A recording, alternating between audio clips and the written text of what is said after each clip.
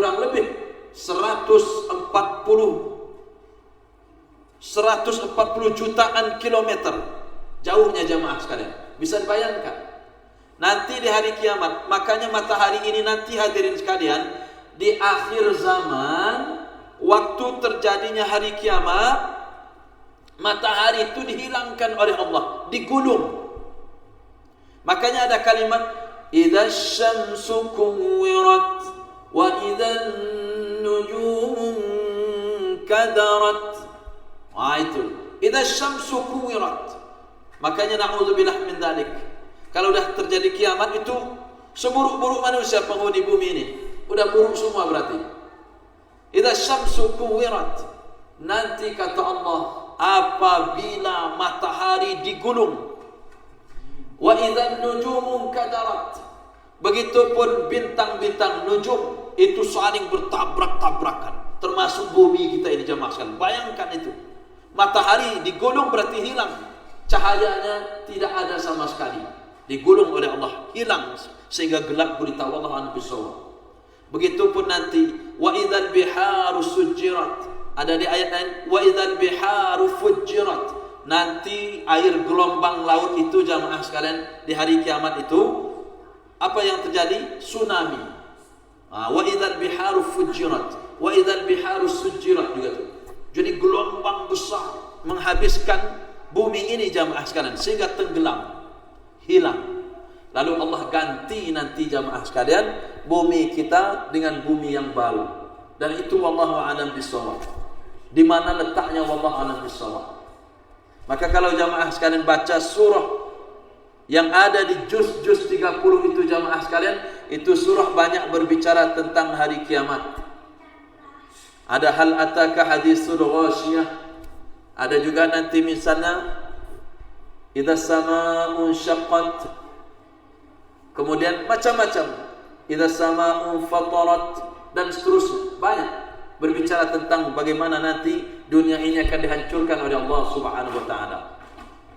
Nah, nanti jamaah sekalian, waktu kita semua dibangkitkan, ada manusia-manusia di hari kiamat itu jamaah sekalian yang bangkit dengan wujuhun yawma idzin musfirah. Wah, ada yang waktu bangkit, bangkitnya bagaimana mereka? Wujuhun yawma idzin musfirah. Ternyata mereka dengan wajah berseri-seri hadirin sekalian. Wajahnya berseri-seri, ganteng, bercahaya. Walaupun mungkin waktu di dunia dulu, mohon maaf, dia hitam legam seperti sahabat Bilal bin Rabah, seperti Luqmanul Hakim. Karena menurut jumhur ulama, Luqmanul Hakim yang ada dalam surah Luqman itu orangnya termasuk dari orang Habasyah, hitam. Tapi karena keimanan mereka, karena mereka adalah orang-orang yang baik, maka nanti dia akan termasuk yang memiliki wujuhu yawma idzin musfirah dhahikatun mustabsyirah, berseri-seri, ketawa riang gembira mereka waktu dibangkitkan di hari kiamat nanti. Kemudian jamaah sekalian, ada wajah-wajah yang lain. Bagaimana wajah yang lain itu? Wa wujuhun yawma idzin 'alaiha ghabarah tarhaquha qatarah ulaika humul kafaratul fajarah. Ada wajah yang bangkit nanti juga, dia muram, sedih, pucat, penuh ketakutan. Walaupun dulu di dunia paling ganteng, walaupun dia pemenang Miss Universe, Miss Universe menang, dia paling cantik sedunia, tapi kalau dia tidak beriman kepada Allah, bahkan dia menentang Allah Subhanahu wa taala, maka dia nanti akan wajahnya yang dulu dia banggakan di dunia ini akan penuh dengan kemurungan, penuh dengan kesedihan, penuh dengan ketakutan, sehingga menjadi jelek semua. Maka jamaah sekalian kan ada Allah Subhanahu wa taala, ternyata di samping itu semua ada manusia-manusia juga nanti jamaah sekalian yang mungkin dia antara sedih dan gembira, atau dia termasuk orang-orang yang sedih karena dia akan tahu bagaimana nasib akhirnya. Karena ada nanti ashabul yamin, golongan-golongan kanan yang akan menerima kitab amal mereka dengan tangan kanannya, dan ada ashabus shimal, golongan-golongan kiri. Nah, maka jamaah sekalian dimuliakan oleh Allah Subhanahu wa taala, agar kita tidak termasuk yang wa wujuhu yauma idzin 'alaiha ghabarah, nanti wajah penuh ketakutan, penuh dengan kemuraman, penuh juga dengan kehinaan dan lain sebagainya. Dan juga agar kita dijauhkan oleh Allah Subhanahu wa taala dari golongan-golongan ashabus shimal, golongan kiri. Na'udzubillah min dzalik. Maka kita perlu memperhatikan jamaah sekalian suatu hadis yang pernah disampaikan oleh Rasulullah sallallahu alaihi wasallam, yang mana hadis ini diceritakan oleh Abu Hurairah radhiyallahu anhu. Apa hadisnya jamaah sekalian? Suatu hari Rasulullah sallallahu alaihi wasallam bertanya kepada para sahabatnya. Apa kata Nabi? At-tadruna mal muflis, kata Nabi. Tahukah kalian siapakah orang yang paling bangkrut di hari kiamat? Tapi Nabi menanyakan pertama kali, beliau tidak menanyakan di hari kiamatnya. Beliau mengatakan, At-tadruna mal muflis, kata Nabi. Apakah kalian tahu siapakah orang-orang yang merugi itu? Maka apa kata para sahabat? Qalu, kata para sahabat. Para sahabat bilang, Al-muflisu fina man la dirhama lahu wala mata'a. Orang yang bangkrut di antara kami, kata para sahabat, adalah orang-orang yang tidak memiliki dirham, tidak memiliki uang. Karena dulu mata uang jamaah sekalian ada dinar, ada dirham. Kata para sahabat, waktu ditanya oleh Nabi, kalian tahu siapakah orang-orang yang rugi, orang yang bangkrut itu, kata Nabi? Kata para sahabat dengan pemahaman mereka, Al-muflisu fina man la dirhama lahu wa la mata'a. Orang yang bangkrut itu ya Rasulullah, orang yang rugi itu ya Rasulullah, kata mereka, adalah orang-orang yang tidak memiliki dirham, uang, dan juga wala mata, dan tidak memiliki perhiasan, tidak memiliki adanya mungkin gelas-gelas yang ada di rak-rak kaca mereka, tidak memiliki perabotan-perabotan dan lain sebagainya. Ini menurut para sahabat, itu orang yang bangkrut. Maka dijawab oleh Rasulullah SAW jamaah sekalian, faqala, maka Nabi bilang, innal muflisa, kata Nabi, sesungguhnya orang-orang yang bangkrut, min ummati, dari umatku, kata Nabi. Jamaah sekalian ingin bangkrut atau untung? Untung. Kalau untung juga disebutkan oleh Allah dalam surah Fatir. Tapi yang di hadis ini jamaah sekalian orang yang bangkrut. Apa kata Nabi? Innal muflisa min ummati, orang yang bangkrut dari umatku, kata Nabi, adalah orang-orang yang ya'ti yaumal qiyamah. Dia nanti datang di hari kiamat, kumpul. Karena nanti kita semua jamaah sekalian akan dikumpulkan oleh Allah dalam suatu tempat yang maha luas. Sepanjang mata memandang itu manusia semuanya. Itu belum ditambah malaikat. Malaikat ramainya luar biasa. Bahkan kata Allah menjelaskan tentang malaikat dalam surah An-Naba, yauma yaqumur ruhu wal malaikatu saffa. Ruhul amin dan juga malaikat-malaikat nanti jamaah sekalian akan berbaris bersof-sofan di hadapan Allah.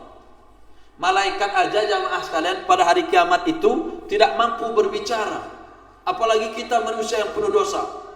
Maka kata Allah, la yatakallamun, mereka tidak ada yang mampu berbicara, illa man adzina lahu ar-rahman wa qala shawaba, kecuali yang diizinkan oleh Allah dan mereka berkata pasti berkata yang benar. Kalau orang kafir jamaah sekalian lain lagi. Sebagaimana dalam surah Yasin, Ayat 65. Ada yang hafal enggak jemaah sekalian? Nanti apa kata Allah? Orang-orang yang dulu tidak yakin dengan Al-Quran dan lain sebagainya, orang yang ngelawan Allah, apa kata Allah Subhanahu wa taala dalam surah Yasin? Al-yawma nakhtimu ala afwahihim wa tukallimuna aydihim wa tashhadu arjuluhum bima kanu yaksibun. Ada enggak ayat itu dalam surah Yasin? Ada kan? Sudah mulai hafal belum? Sudah hafal kan? Al-yawma nakhtimu ala afwahihim wa tukallimuna aydihim. Hari ini kata Allah, kami kunci mulut-mulut mereka. Al-yawma nakhtimu ala afwahihim wa tukallimuna aydihim. Kemudian kami jadikan tangan-tangan mereka mampu berbicara, kata Allah. Wa tashhadu arjuluhum bima kanu yaksibun. Kemudian Allah jadikan kaki-kaki mereka bersaksi atas apa yang pernah mereka perbuat di dunia ini. Itu orang-orang jemaah sekalian, orang-orang kafir terutama dalam surah Yasin ini. Nah, nanti jemaah sekalian, siapa mereka? Orang-orang yang akan menjadi salah satu orang yang paling bangkrut nanti di hari kiamat. Kata Nabi, yaitu orang-orang yang ya'ti yaumal qiyamah. Dia datang pada hari kiamat nanti, bangkit dia di hari kiamat, dibangkitkan oleh Allah. Bisolatin. Dia datang di hari kiamat itu nanti jamaah sekalian, ya'ti yaumal qiyamah bisolatin. Dia datang membawa pahala-pahala solatnya. Pahala solatnya ada. Mau berjamaah, mau qabliyah, mau ba'diyahnya, mau duhanya, semua pahala yang dia solat lakukan diberikan oleh Allah Subhanahu wa taala.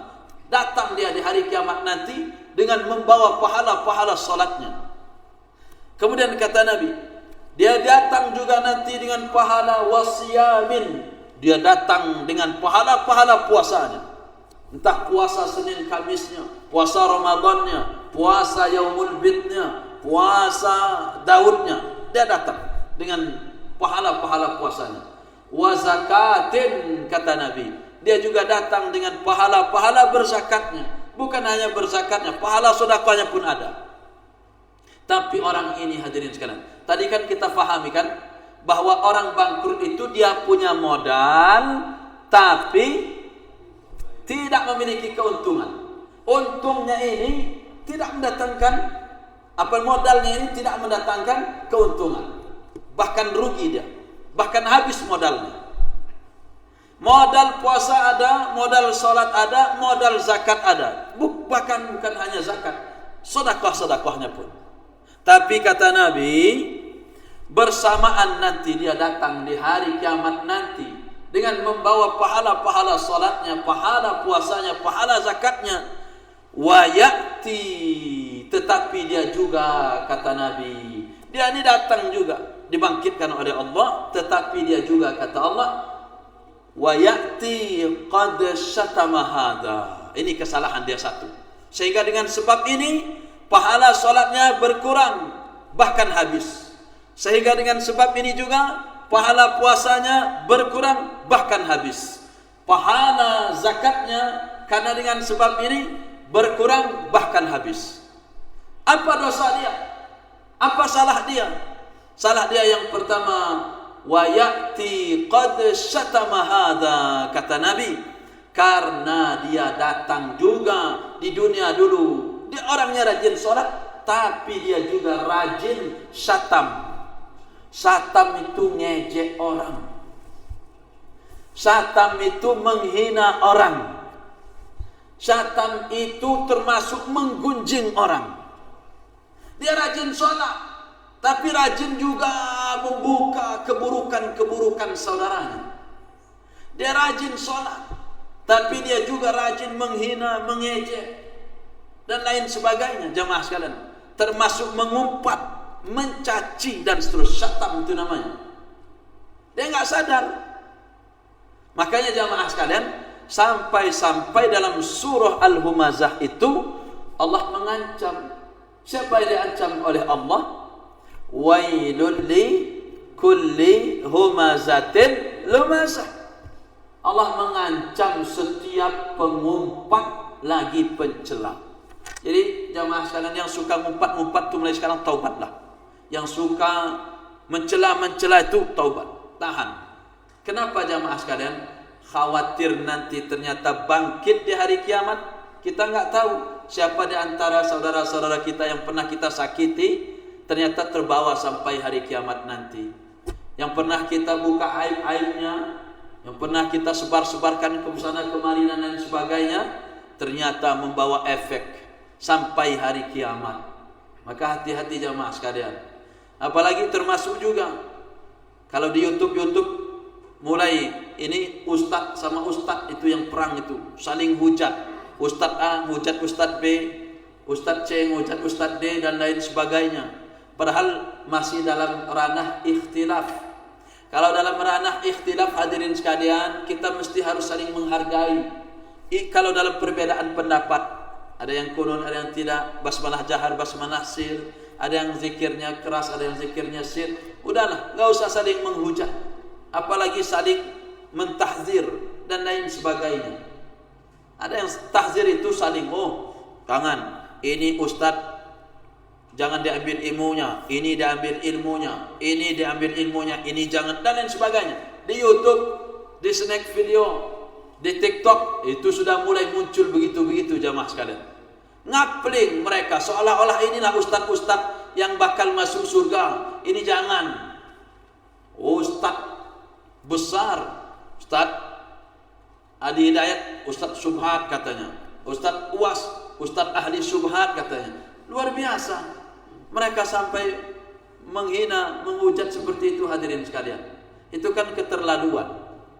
Padahal perbedaan itu hanya dalam masalah ikhtilaf. Tapi kalau dalam yang sepakati, benar-benar menurut ijma' ulama, itu semuanya adalah mereka ini sesat, perkara ini sesat dan lain sebagainya. Oke.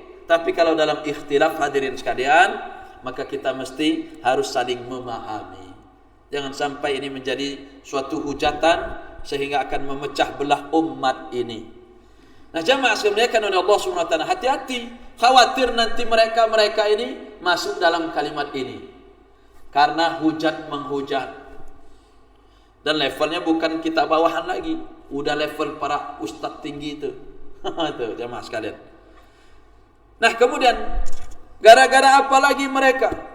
Mereka ruginya kenapa? Ada pahala salatnya, ada pahala zakatnya, ada pahala puasanya. Tapi dia juga kata Rasulullah sallallahu alaihi wasallam, wa qadhafa hadza. Dia datang juga suka menuduh-nuduh. Suka suuzon. Jangan-jangan dia ini yang ngambil uang ini. Jangan-jangan dia suka nuduh atau menuduhkan, benar-benar melontarkan tuduhan-tuduhan yang tidak punya bukti. Nah, inilah yang sering kita juga katakan jamaah sekalian, masuk dalam fitnah. Apalagi mungkin musim-musim pilpres kemarin, mungkin banyak benar tuduhan-tuduhan yang tidak terbukti, mungkin itu jamaah sekalian. Kemudian juga musim-musim kampanye dan seterusnya dan lain sebagainya jamaah sekalian. Maka kita mesti menahan diri, jangan saling tuduh menuduh tanpa adanya bukti-bukti yang kuat. Karena ini semua jamaah sekalian akan mendatangkan kerugian untuk kita semua. Karena nanti solat-solat yang kita kerjakan, puasa-puasa yang kita lakukan, nanti pahalanya khawatir ternyata zong di mata Allah Subhanahu wa taala. Kemudian berikutnya, kenapa dia sehingga dia menjadi bangkrut? Wa akala mala hadza, kata Nabi, karena dia juga memakan harta dengan cara yang batil, termasuk dengan cara korupsi, termasuk dengan cara menipu jualan. Dia bilang ini kualitas A, ini kualitas B, padahal tidak ada kualitasnya. Termasuk nanti jual beli secara online, yang digambar bagus, yang datang ternyata jeleknya minta ampun. Penipuan-penipuan, memakan harta dengan cara yang batil, memakan harta dengan cara yang buruk. Maka itu termasuk dalam hal ini jamaah sekalian. Apalagi dia dengan cara menipu dan seterusnya, karena itu menzalimi saudaranya. Nah, maka jamaah sekalian oleh Allah Subhanahu wa taala, wasafaka dama hadza, kata Nabi, Dia juga pernah menumpahkan darah saudaranya, menumpahkan. Walaupun tidak sampai membunuh jamaah sekalian, karena pernah bertikai, pernah ribut, sampai golok-golokan, sampai tusuk-tusukan mereka. Kalau mereka tidak saling memaafkan di dunia ini hadirin sekalian, maka akan terbawa nanti pada hari kiamat. Hati-hati yang pernah mungkin sampai tujah menujah, maaf-maafan sekarang ini. Sebagaimana kata Nabi dalam hadis yang lain, man kanat lahu mazlamatun li akhihi min 'irdihi aw syai' falyatahallalhu al-yawm, kata Nabi. Siapa yang pernah menzalimi saudaranya, baik menzalimi kehormatannya atau sesuatu apapun terhadap saudaranya, entah nama baiknya dan seterusnya, hendaklah dia memohon maaf pada hari ini, kata Nabi, sebelum datang nanti hari yang tidak berguna lagi dirham, tidak berguna lagi dinar dan lain sebagainya. Minta maaf dari sekarang. Apalagi ini juga hadirin sekalian, momen-momen masih Syawal, maka silahkan jamaah sekalian mesti juga harus memohon maaf, kemudian juga memaafkan kesalahan-kesalahan saudara-saudaranya. Apalagi sebabnya jamaah sekalian, wa daraba hadza, dan dia pernah memukul, pernah bertikai tadi, mukul saja jamaah sekalian. Kalau tidak saling memaafkan mereka, maka bisa sampai kepada hari kiamat nanti. Kalau ini semua jamaah sekalian, apalagi para pejabat misalnya, dia ngutus mungkin pasukan-pasukan untuk gebuk-gebuk rakyatnya, menggusur rakyatnya dan lain sebagainya. Luar biasa nanti diminta pertanggungjawaban di hadapan Allah Subhanahu wa taala nanti jamaah sekalian. Maka bahaya. Maka kata Nabi, fayu'ta hadha min hasanatihi wa hadha min hasanatihi.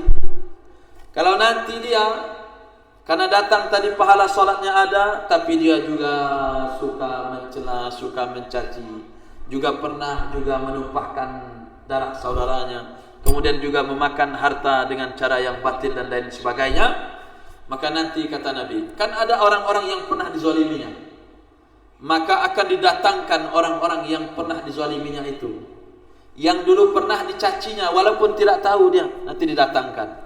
Yang pernah dia gunjing didatangkan, yang pernah dia hina-hina dulu didatangkan. Akhirnya apa yang terjadi jamaah sekalian, termasuk hartanya yang pernah dia maling, harta yang pernah dia curi, didatangkan. Orang yang mencuri itu didatangkan.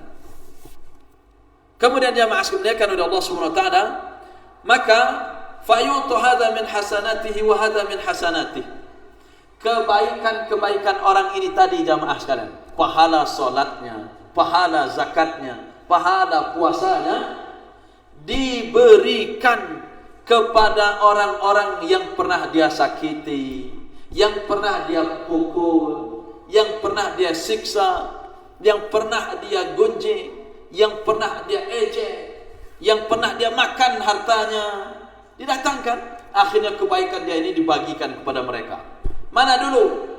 Apalagi yang pejabat, korupsi duit pajak misalnya, kita nyumbang berapa itu? Berapa nanti juta manusia akan didatangkan di hadapannya. Na'udzubillah. Luar biasa. Para pejabat itu yang korupsi, apalagi ratusan triliun itu. Coba bayangin, kita semua kan, uang-uang kita semua tuh, dihadapkan nanti hari kiamat. Subhanallah tuh. Akhirnya dibagi-bagi. Mending kalau sholat, kalau nggak sholat ini ruginya berlipat ya. Ini orang yang sholat, pahala sholatnya dibagikan ke bapak A, bapak B, bapak C, dan seterusnya dibagikan. Ini kok baru komat ini? Udah jam 4:04. Oh, sholat subuh. Di sini lebih cepat ternyata di Natar daripada Bandar Lampung. Udah subuh ini. Ya. Akhirnya apa jamaah sekalian? Bayangkan kalau tadi yang dia lakukan, maka kebaikan-kebaikan dia tadi, amal pahala solatnya dikasihkan, amal pahala zakatnya dikasihkan, amal pahala puasanya dikasihkan. Maka rugi benar dia. Fa in faniyat hasanatuh, jika habis kebaikan-kebaikan tadi, pahalanya ini habis, pahala solatnya habis, pahala zakatnya habis, pahala puasanya habis, nggak ada modal lagi. Coba bayangin, udah habis semua. Akhirnya fa in fanyat hasanatuh qabla an yaqdiya ma alaih. Tapi belum selesai. Tapi udah habis modal. Pahala salatnya enggak cukup untuk membalas kezaliman yang pernah dia lakukan kepada manusia-manusia ini tadi. Tapi udah habis kebaikannya. Akhirnya apa yang terjadi? Ukhidha min khotoyahum faturihat alaih. Lalu diambilkan keburukan kita. Kan duit kita ini korupsi itu para pejabat tuh. Akhirnya keburukan kita diambil oleh Allah, ditimpakan kepada mereka. Jadi orang-orang yang pernah kita zalimi itu nanti jamaah sekalian, kalau habis kebaikan kita dibagikan kepada mereka, nanti keburukan mereka ditimpakan kepada si penzalim itu. Itu jamaah sekalian. Keburukan kita timpakan kepada mereka. Itu yang pernah berbuat zalim itu. Yang sukanya cara iraknya dulu jamaah sekalian, ditimpakan kepada mereka keburukan-keburukan kita. Akhirnya apa yang terjadi? Summa turiha finnar, kata Nabi, akhirnya keburukan-keburukan kita ditimpakan kepada dia semua. Bayangkan Fir'aun itu berapa banyak nanti keburukan yang akan ditimpakan kepada dirinya. Setanyahu, Benyamin Setanyahu itu berapa keburukan ditimpakan kepada dia? Itu Netanyahu, Setanyahu. Itu ngebom warga Gaza itu berapa keburukan warga Gaza nanti timpakan kepada dirinya. Termasuk para pendukung-pendukungnya dulu, Mama Rika dan seterusnya. Itu timpakan kepada mereka, dibariskan itu nanti. Akhirnya apa yang terjadi? Udah banyak keburukan yang mereka dapatkan, summa turiha finnar. Lalu mereka diceburkan ke dalam neraka oleh Allah Subhanahu wa taala. Langsung ceburkan. Jadi itulah salah satu jamaah sekalian bentuk pengadilan akhiratnya Allah.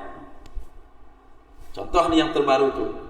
Berapa banyak rekening-rekening nasabah hilang, ya kan? Siapa itu yang ngambil? Ini nih masuk di sini nanti. Mungkin yang ngambil itu sholat dia, mungkin yang ngambil puasa. Karena dengan sistem gampang nilainya. Maka jamaah sekalian tetap pakai, harus siapkan juga uang-uang cash. Jangan simpen semua di rekening. Gampang nanti sistem itu, hilang. 1 miliar hilang. Hitungan detik. Nah kita nggak tahu jamaah sekalian. Maka tetap taruh di berangkas-berangkas itu. 1 miliar taruh berangkas tuh, aman. Itu ya. Masalahnya nggak ada rekening Ustaz. Isinya cuma 100.000, 1 juta. Nggak minat itu yang mau ngambil itu. Kurang gede, yang diambil ratusan juta tuh. Berapa itu yang kemarin yang heboh itu? Ada 2,1 M, 271 triliun. Kalau yang ini kemarin yang hilang di rekening itu berapa? Banyak kan? Iya, ratusan juta, ada yang miliaran bahkan. Coba bayangin siapa yang ambil itu, kan kita nggak tahu. Nanti si customer itu, nasabah itu nanti akan tahu di pengadilan akhirat.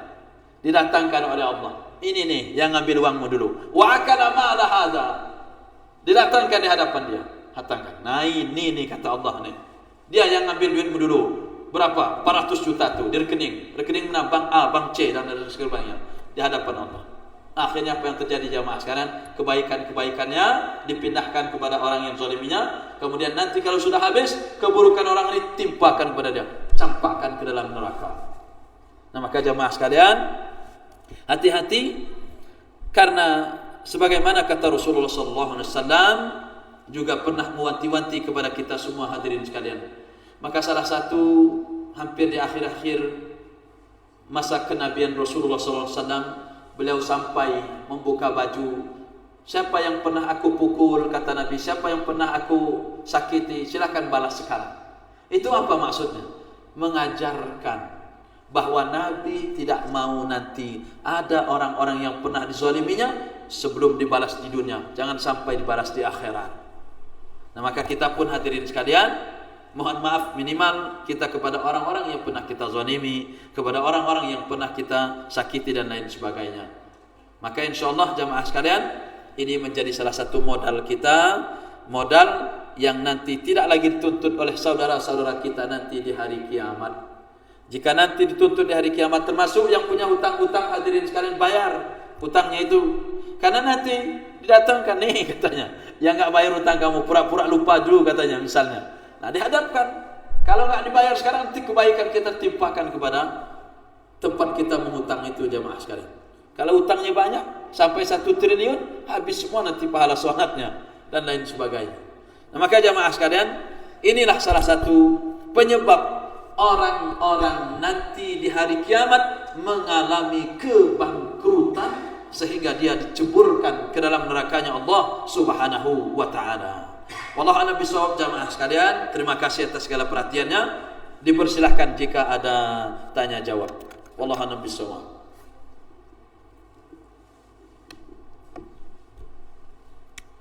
Ada pertanyaan jamaah sekalian?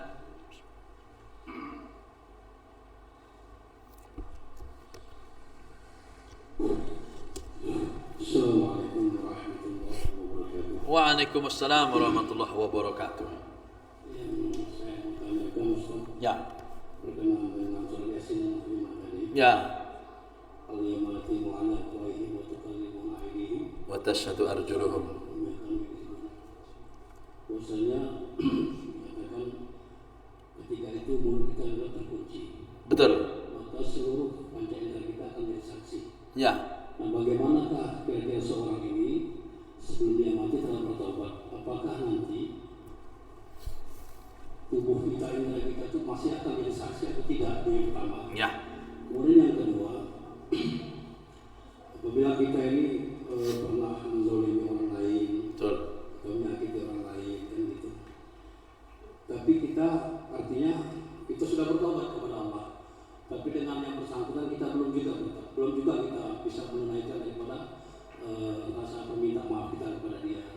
Apakah nanti juga di sini kita akan menjadikan dia orang-orang bangkrut atau bagaimana? Demikianlah pertanyaan saya. Assalamualaikum warahmatullahi wabarakatuh. Waalaikumsalam warahmatullahi wabarakatuh. Bagaimana jamaah sekalian? Di dalam ayat tadi kata Allah, Al-yawma nakhtimu ala afwahihim wa tukallimuna aydihim wa tashhadu arjuluhum bima kanu yaksibun. Akan dikunci mulut, tangan berbicara, kaki jadi saksi. Kalau orang ini sudah bertaubat, gimana jamaah sekalian? Kalau dia sudah bertaubat, maka sudah hilang semua itu. Kalau dia sudah bertaubat kepada Allah Subhanahu wa taala, maka dia termasuk orang-orang yang aman. Ini termasuk jamaah sekalian. Maka lihat ayat sebelumnya, apa kata Allah? Hadhihi jahannamul lati kuntum tu'adun. Islauha al-yawma bima kuntum takfurun. Karena sampai mereka mati masih ingkar kepada Allah, akhirnya kunci mulut, tangannya mampu ngomong, kaki jadi saksi. Nah itu. Tapi kalau orang-orang yang sudah beriman, taubat kepada Allah Subhanahu wa taala, insyaallah dia apa nanti yang akan terjadi? Innal ladzina amanu wa 'amilus solihati ulaika hum khairul bariyah. InsyaAllah dia termasuk sebaik-baik manusia. Jazaohum 'inda rabbihim jannatu 'adnin tajri min tahtihal anhar khalidina fiha abada radhiyallahu anhum wa radu'an dzalika liman khasyya rabbah. Insyaallah masuk dalam surganya Allah Subhanahu wa taala. Itu jemaah sekalian. Kemudian yang kedua, kita sudah taubat kepada Allah. Tapi juga kita ternyata ada orang yang pernah kita zalimi, tapi kita belum sempat mohon maaf jamaah sekalian. Maka menurut sebagian ulama, inilah beratnya urusan kita kepada sesama hamba. Kalau kepada Allah insyaallah gampang. Innallaha ghafurur rahim. Allah Maha Pengampun. Tapi masalahnya sesama hamba. Maka kalau berdasarkan hadis yang tadi jamaah sekalian, man kanat lahu mazlamatun li akhihi min 'irdihi aw syai'un falyatahallalhu al-yawm, kata Nabi. Siapa yang memiliki kezaliman terhadap saudaranya, entah menzalimi irdihi, kehormatannya, aw syai', atau sesuatu apapun, entah kita pernah menzalimi anaknya, menzalimi bapaknya, menzalimi siapa misalnya, mohon maaf sekarang, kata Nabi. Maka kalau melihat hadis ini jamaah sekalian, ini tetap kita mesti berkewajiban untuk memohon maaf. Masalah dia mau memaafkan kita atau tidak, serahkan kepada Allah. Kita sudah bertaubat, lalu datangi dia. Pak, apalagi yang dulu pernah misalnya sering ke kantin, makan bakwan 10, bayarnya cuma 5. Datangin tubuh kantin sekarang tuh. Mumpung lagi ingat, datangin tubuh kantin tuh. Uish, dengar hadis yang baca Ustaz tadi. Mulai terngiang-ngiang bakwan 10 tep istirahat itu. Bakwan 10 bayar 5, bakwan 5 bayar 2. Esnya begitu. Mesennya es 3 macam, es campur, es cendol, es apa. Yang dibayar cuma es campur. Zalim itu. Makan tuh masuk haram, masuk lagi haram. Datangin tubuh kantin tuh, datangin segera. Atau siapapun misalnya. Pernah kita ini kan misalnya. Diam-diam kita ini, datangin. Pokoknya saya pernah berbuat, kalau malu misalnya mengatakan apa yang sesungguhnya, bilang saja saya merasa pernah berbuat zalim sama ibu, dan ibu saya malu kalau saya ceritakan. Mohon ibu, mohon maafkan saya, mohon saya dimaafkan sebelum nanti kematian menjemput kita semua. Mohon maaf sama dia. Ibu itu memaafkan atau enggak? Kalau kita sudah berusaha seperti itu, jamaah sekalian, serahkan kepada Allah Subhanahu wa taala. Begitu caranya. Bagaimana kalau orang yang bersangkutan sudah meninggal dunia? Maka kita berusaha, jamaah sekalian, bertaubat kepada Allah Subhanahu wa taala, kemudian berbuat baik kepada ahli warisnya. Ada ahli warisnya, berbuat baiklah kepada mereka. Mohon maaf. Karena orang yang sudah meninggal dunia, berbuat baiklah. Kemudian termasuk perbanyak infak dan sedekah, karena itu salah satu amal yang mampu memperbanyak pahala-pahala kita di sisi Allah Subhanahu wa taala. Amin, Allahumma amin. Itu Pak Haji. Insyaallah semoga bermanfaat. Wallahu a'lam bishawab. Masih ada yang lain? Ayo silakan Pak. Ibu-ibu kemana biasanya? Oh, halal bin halal. Masya Allah. Silakan. Assalamualaikum warahmatullahi wabarakatuh. Waalaikumsalam warahmatullahi wabarakatuh. Ini mau menanyakan tentang kalau kita mendukung suatu pemimpin. Betul. Pemimpin itu ternyata melakukan kezaliman. Kita apa itu termasuk bersekutu dengan pemimpin itu. Sebelumnya kita kan nggak tahu kalau pemimpin itu pemimpin yang zalim. Ya. Nah itu saya terima kasih. Ya. Assalamualaikum warahmatullahi wabarakatuh. Waalaikumsalam warahmatullahi wabarakatuh. Ini. Maka milih pemimpin itu, jamaah sekalian, ada yang mengatakan masuk ranah akidah, ada yang masuk muamalah. Tapi sebenarnya itu masuk dua-duanya. Ya akidah, ya muamalah. Ini orang kita sudah ikhtiar. Maka kalau sudah ikhtiar, jamaah sekalian, sudah sholat hajat, nah kan?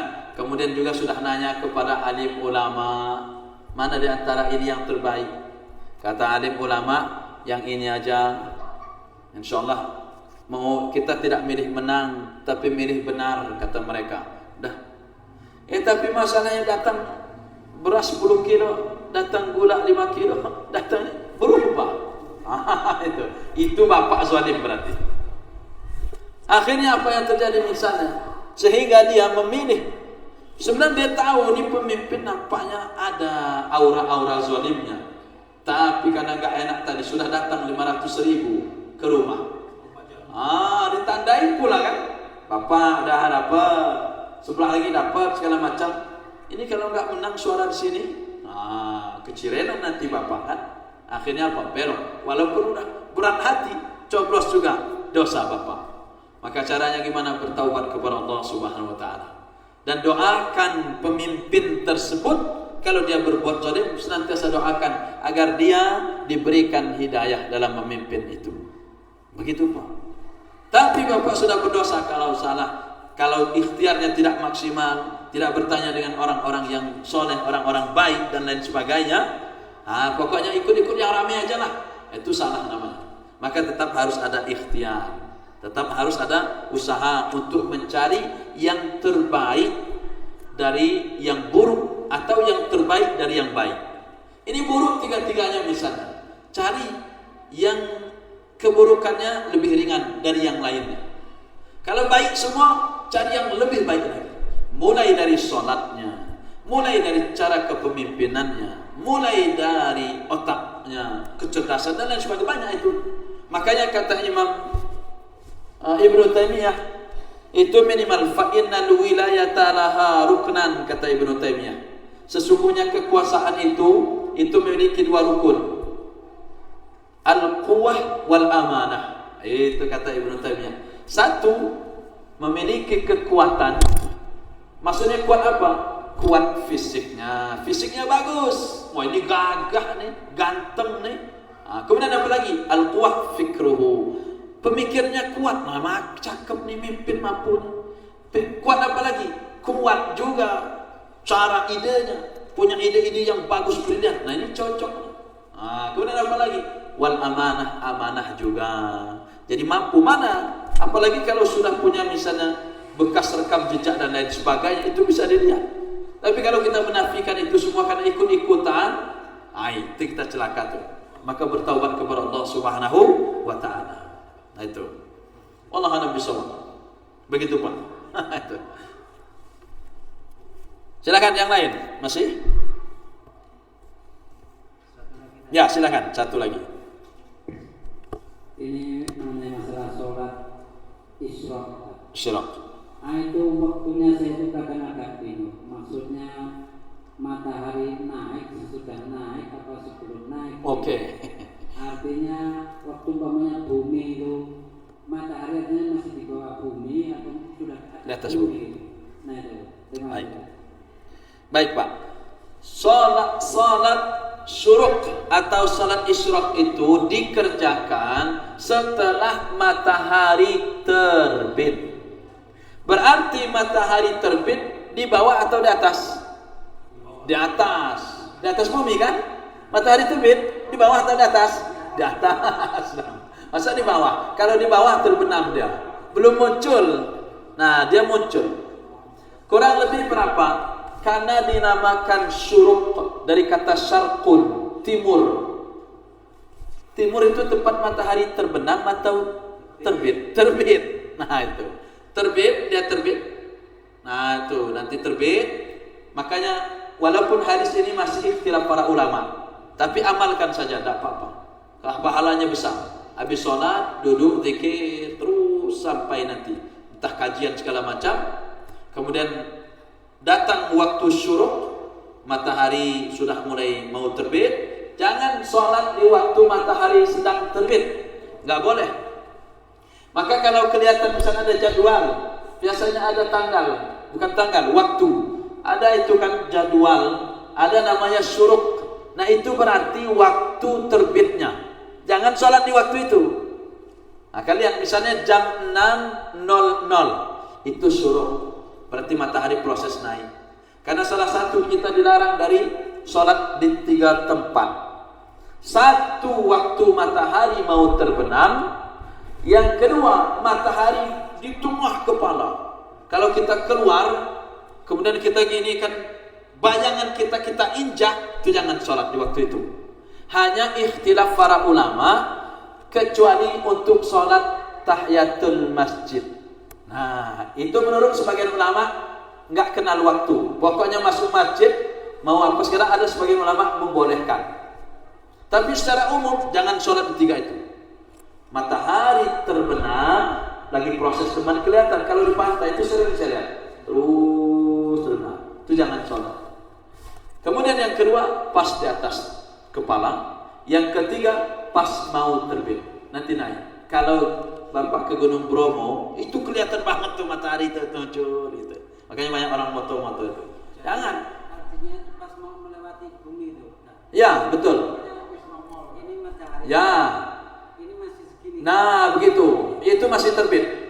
Jadi muncul, setelah muncul ya. Nah, udah di atas bumi berarti, di atas bumi. Sudah boleh sholat itu. Boleh. Karena dia sudah muncul. Dah terbit. Kalau nanti sudah setinggi tombak, itu sudah masuk duha. Kalau syuruk itu sebagian ulama mengatakan sholat syuruk di awal, sholat duha yang diawalkan. Ya, menurut sebagian ulama, sholat syuruk itu, sholat duha juga termasuk jenis dari itu, tapi yang diawalkan, dimajukan. Nah itu. Wallahu a'lam bishawab. Terus kira-kira waktunya jamnya itu jam berapa? Kalau mau aman kan ada waktunya. Di masjid-masjid itu kalau ada kajian Pak ada waktunya. jamaah itu malah lebih paham daripada saya. Saya bilang, jam berapa Pak syuruk? Jam 6 Ustaz. Berarti kurang lebih 10 menit setelah itu baru kami sholat syuruk. Udah aman tuh.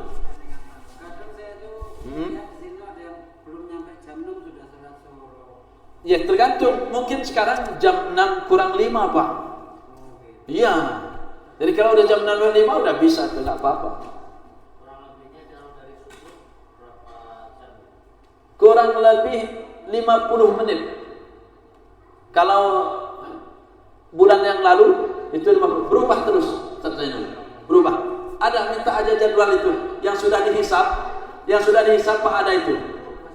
Ada yang sudah dihisap sama ahli-ahli falak, orang ahli falak itu. Kurang lebih sampai 50 menitan. Jadi kalau misalnya jam 5 ya kurang lebih nanti jam 6 kurang 10 udah muncul tuh matahari. Jangan dulu pas di waktu itu, tunggu 5 menit 10 menit. Begitu Pak. Itu Allah Nabi sallallahu. Masih silakan. Keterangan dari BMKG itu suruh itu 70 menit setelah azan. Oh 70 menit setelah azan. Kemudian Isra itu 90 menit setelah azan. Jadi antara suruh dengan Isra itu kira-kira 15 menit atau 10 menit. Jadi benar kata Ustaz tadi, kalau jam 6 dia suruh, 6.10 udah masuk Isra. Oh ya. Betul. Jadi kita sebenarnya nggak terlalu susah melihat matahari. Jadwal kan sudah ada. Lihat aja jadwal saja. Kalau mau jam 5 dia sholat subuh, ya kan? Berarti dia jam 6 lewat 10, jam 5 subuh, mama katakan jam 5 subuh. Betul. Maka jam setengah 7 itu udah masuk Isra. Jam 6.30, 90 menit. Tapi kalau 6 lewat 20 itu masih suruh. Jadi suruh antara Isra itu beda cuma 10 menit waktunya. Begitu ini ya. Kata orang BMKG-nya. Keterangan dari BMKG seperti itu. Ya. Baik. Terima kasih Pak atas ketambahan. Baik, jamaah sekalian, kita cukupkan kajian kita pada malam hari ini.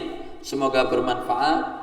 Insyaallah ya, walaupun kajian 30 menit, 40 menit, tapi kalau istiqamah jamaah sekalian, maka salah satu amal yang cintai oleh Allah Subhanahu wa taala itu adalah adwamuha wa in qalla. Terus menerus walaupun sedikit. Itu namanya istiqamah, terus menerus walaupun sedikit. Itu salah satu amal yang cintai oleh Allah Subhanahu wa taala. Terima kasih, semoga bermanfaat, dan mari kita tutup sama-sama membaca doa kafaratul majlis. Subhanakallahumma wa bihamdika asyhadu an la ilaha illa anta astaghfiruka wa atubu ilaik. Wassalamualaikum warahmatullahi wabarakatuh.